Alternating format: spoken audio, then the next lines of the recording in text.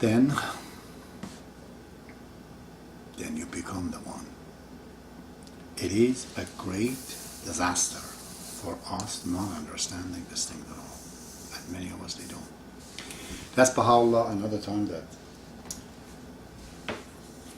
how is these things happens to the next life? How do people go to heaven and hell and all that? How somebody gets punished. It's one of the huge tablet of Baha'u'llah in Mu'adiyah Osmani, volume 7 is in Persian. I don't know how much time is there, but he says that, he gives an example.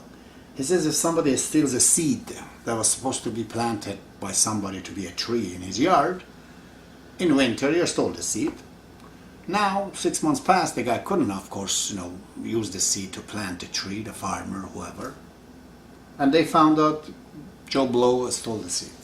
Judge gets him, got him. What would they do to him? Would they tell him, give the seed back, or give the tree that you planted that belonged to this guy? What he wants to say that, he says that this exponentially becomes bigger. What you have done here, the little wrong things, it becomes a thousands times bigger. Both if it is good or if it is bad. One good actions, one real actions. The prayer of Baha'u'llah that we pray through him. Somebody will ask me, why can't I pray myself? I said, it's because like an email. If you don't have an exact address, you can't go to the website. If you could do that, Baha'u'llah would not write down these prayers. He's read these prayers. He wrote these prayers, so reveal these prayers so you can read it like an email. Through those prayers, you can send the email and get connected yourself.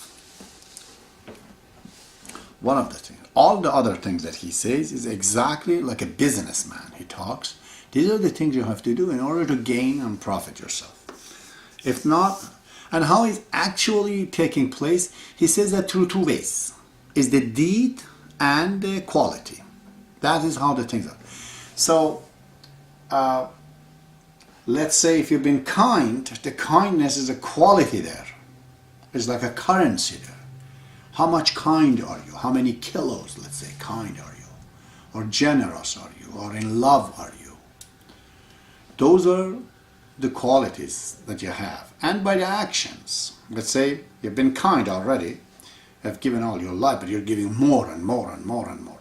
So your deed that causes and results into attributes which really makes you kind, not after you give, becomes boastful and egotistic and say that, now they recognize I'm a big guy. Well, that is wrong. If you get that kind of a feeling out of your good action, that is the recompense you got. The boastfulness of, self-recognition of yourself that, oh, I'm feeling good. Not really. I shouldn't be like that. If you really go help people, they put you in gallows, they kill you. I told you before. So, the attributes and the deeds are the currency and quality of the life after death. You gotta have those.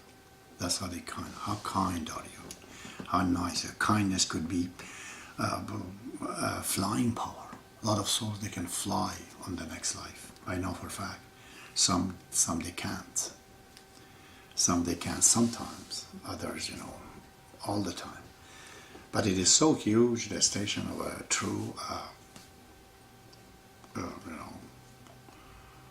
don't want to use the word believer, but the man who have investigated the truth and comprehended.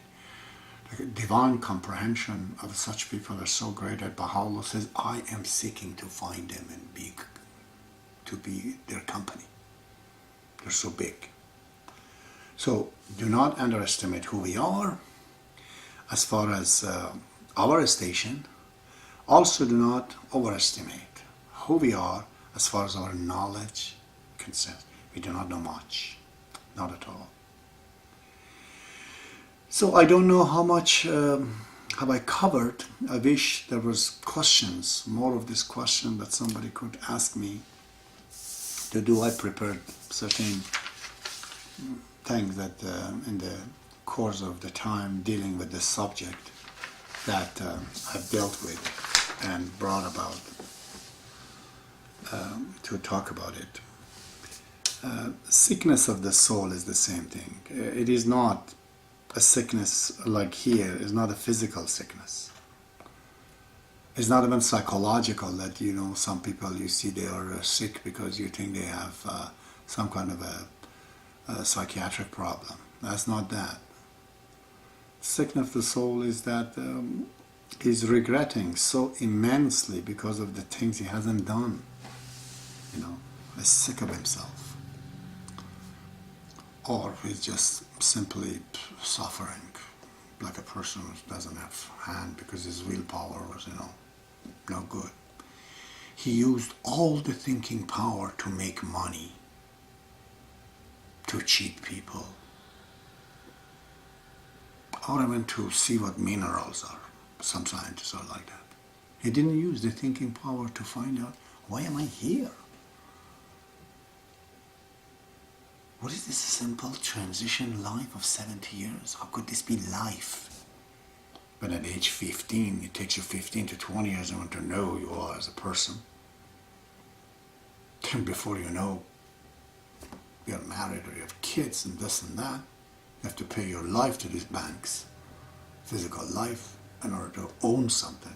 By then you're old enough to die. This is the case in the Western countries. In the Eastern countries, they don't even have money to buy food.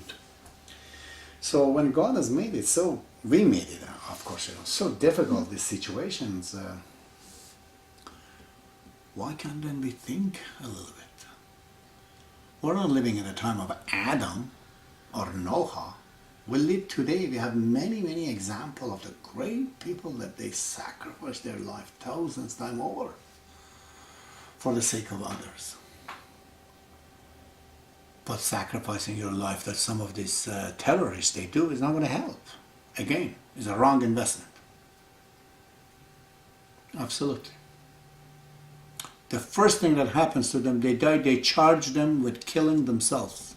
They're charged because they destroyed the body that God gave them to understand. And they thought they should kill people. And God says, where did I say that? Didn't Quran says that if a person kills one person as if he's killed the entire mankind? Quran says. How could you even think of killing a person? You know. So you think your feeling of revenge, whatever devastation that has happened to you, you become God and you decide what to do and go do it, and that would be justification? Then you realize how stupid were you to do this. So, martyrdom, which gives your life, does not really get you anywhere either again. Only if it is ordered by God himself. If Baha'i orders somebody to go and fight and die, he can guarantee go because he knows what this will result into. If Jesus says go do it, yes.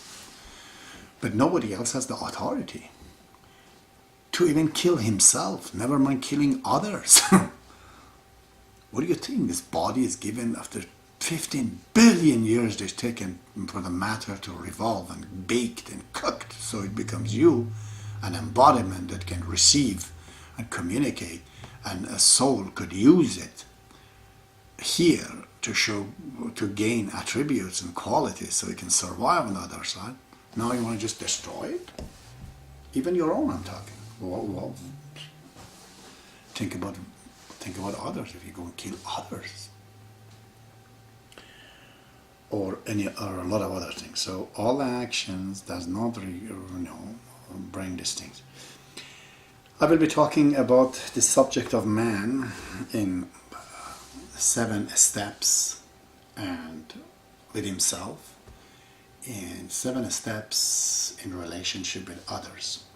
That will be my next topic. So long, and may Baha'u'llah be with you. May the truth be with you. May this encourage you to understand that this is a transitional life. Nothing of it is real. It's all of it about wrong estimation, underestimation, overestimation. all of it is about apologizing yourself from the things you have done. We are severely ignorant. Just because we have made some tools and some material, that doesn't mean anything. That doesn't mean anything. We made the tool, but we don't know how to use it. We're using it to destroy ourselves. That's all we're bringing upon ourselves. To the credit of few thinkers that they did it. The rest of the population is completely oblivious. They don't even know the real people that are heroes. They think it's a Spider-Man or Batman. They really live those things in their heart. Okay, see you. Thank you.